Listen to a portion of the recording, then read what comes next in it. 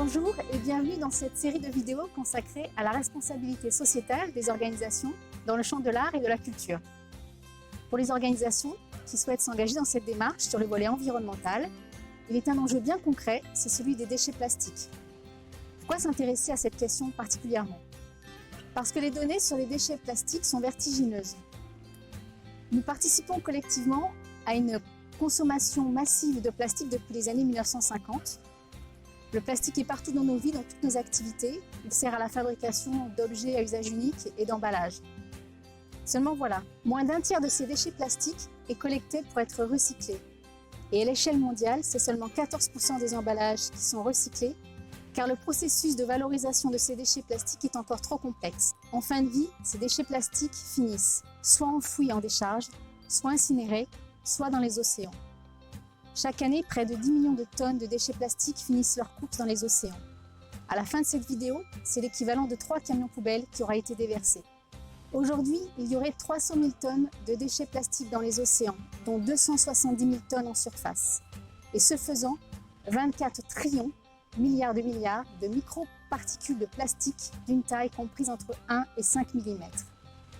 Nos océans, nos rivières, nos pluies, notre atmosphère sont contaminés par toutes ces particules de plastique invisibles à l'œil nu et qui sont pourtant dangereuses pour tous les êtres vivants de cette planète.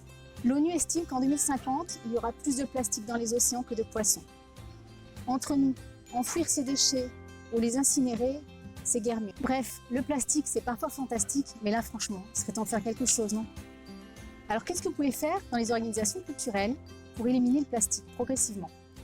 Vous pouvez commencer, pour le catering des artistes et la restauration du public, par vous fournir dans les boutiques de vrac.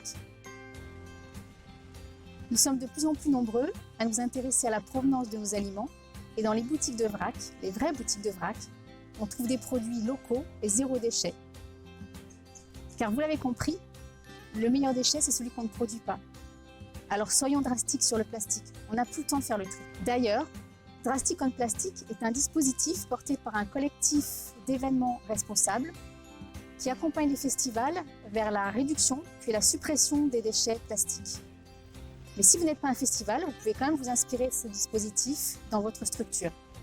Pour tendre vers le zéro déchet, vous pouvez aussi supprimer les bouteilles plastiques en les remplaçant par l'eau du robinet servie dans des carafes, dans des verres lavables, des gourdes en inox ou des éco-cups non personnalisés.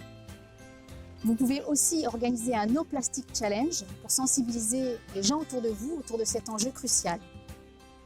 En fait, il existe plein de solutions concrètes et des idées à mettre en œuvre et nous vous proposons dans la barre de description de cette vidéo un ensemble de ressources utiles pour passer à l'action. J'aurais pu vous parler de l'impact de cette vidéo en termes de pollution numérique.